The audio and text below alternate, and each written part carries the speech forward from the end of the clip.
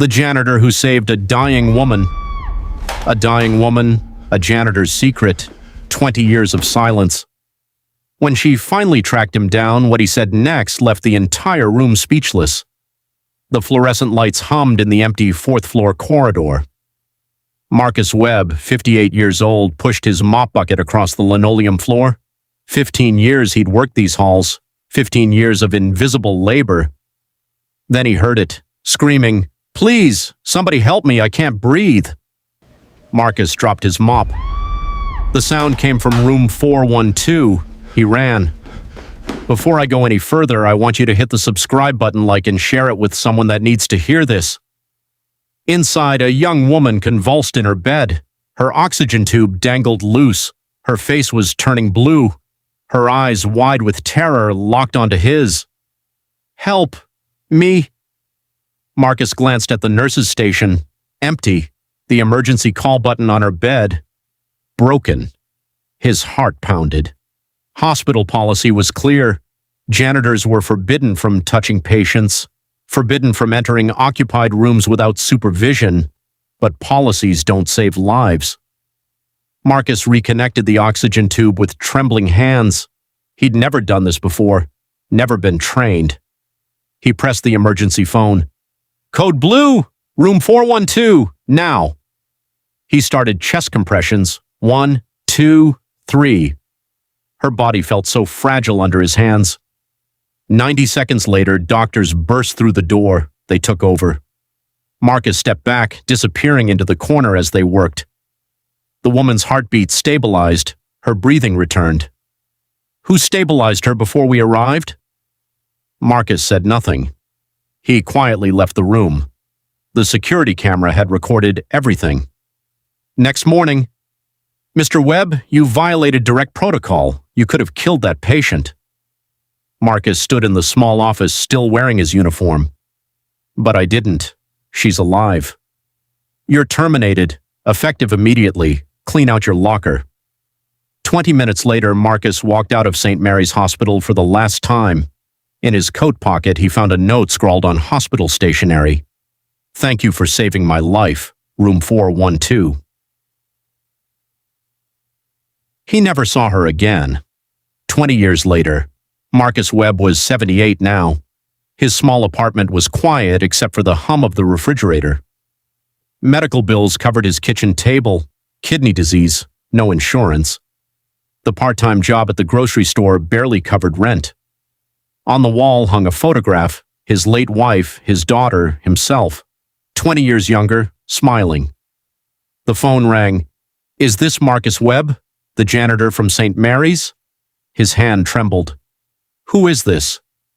"Someone who's been looking for you for 20 years. The line went dead. 3 days later, an envelope arrived. Inside, a formal invitation to St. Mary's Hospital 50th Anniversary Gala. A handwritten note was tucked inside. "Please come. Someone needs to see you. SC." Marcus recognized those initials, the same from the note 20 years ago. There was one problem. The ticket cost $500. He had $73 in his bank account.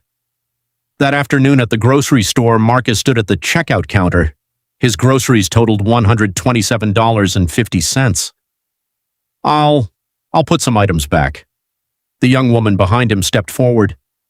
"No need. I've got it." "Why would you?" "My mom taught me.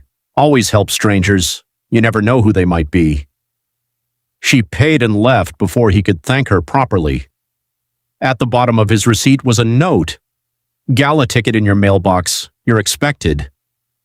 Marcus took 3 buses to reach the hospital. He wore a borrowed suit. His hands shook as he showed his crumpled invitation to the security guard. "Mr. Webb, they've been waiting for you. Follow me." They walked through familiar corridors, the same route he'd mopped 1,000 times. They stopped outside room 412. The door opened.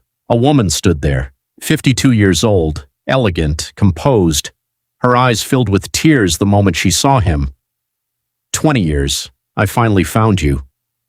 "You didn't have to." "Yes, I did. Please, sit." They sat in the same room where it had happened. Do you know what you saved that night? A life. That was enough. I was 8 months pregnant, Marcus. Preeclampsia.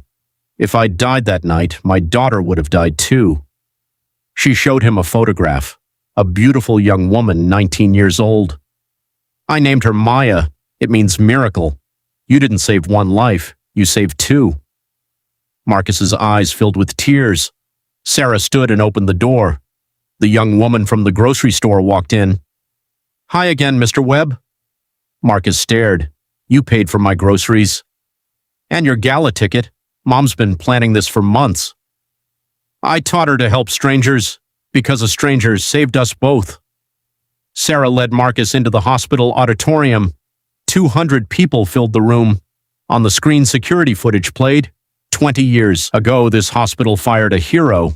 Tonight, we break protocol again. The hospital CEO approached with a plaque. Marcus Webb, on behalf of St. Mary's Hospital, we offer our deepest apology. You are hereby reinstated with full honors. Sarah handed him an envelope. Inside, a check for $400,000. 20 years of salary you should have earned, plus interest. I can't accept. It's not a gift, it's a debt. Maya stepped forward with a third envelope, a medical insurance card. Your kidney disease. Everything's covered. Treatment starts Monday. She took his hand. You gave me life before I was born. Let us give you life now. 6 months later, Marcus walked the corridors of St. Mary's again. Not as a janitor, but as patient advocate. He stopped outside room 412.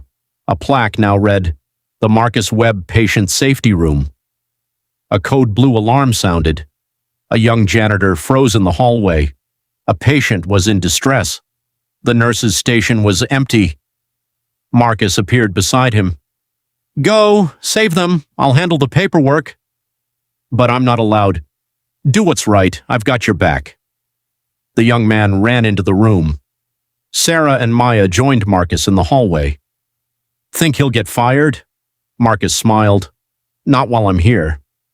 On the wall hung photographs, 12 faces, janitors, nurses, security guards, all who'd broken rules to save lives, all protected, all heroes.